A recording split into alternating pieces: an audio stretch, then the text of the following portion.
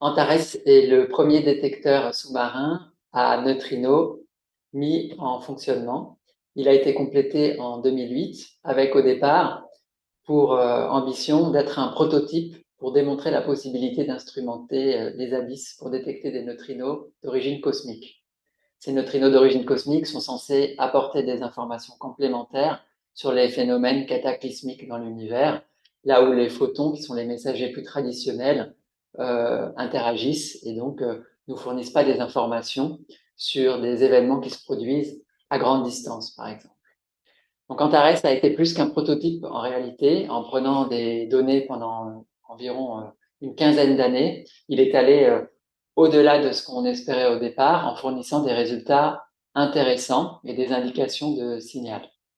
Les raisons pour lesquelles il a été capable de donner des résultats au-delà de nos espérances tiennent probablement aux performances intrinsèques qui sont inégalées dans ce qu'on appelle le pouvoir de pointage ou la résolution angulaire.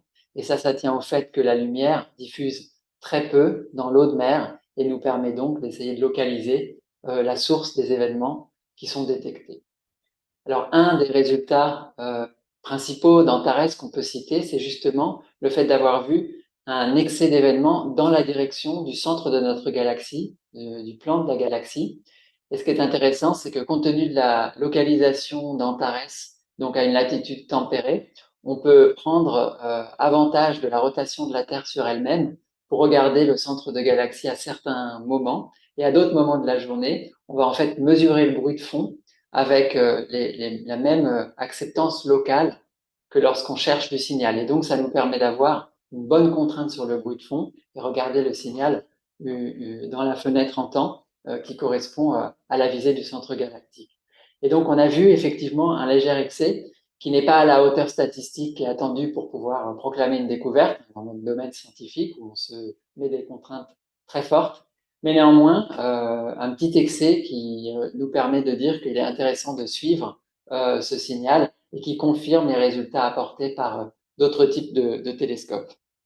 Je voudrais aussi mentionner la crédibilité d'Antares, donc non plus en tant que prototype, mais en tant qu'instrument, grâce à son programme multimessager qui a été développé et qui nous a permis d'envoyer à des partenaires, à d'autres types de télescopes, des alertes pour qu'elles soient suivies, pour qu'elles corroborent éventuellement la présence d'un signal, ou bien de recevoir les alertes de nos partenaires pour voir dans nos données si on trouvait des contreparties neutrinos.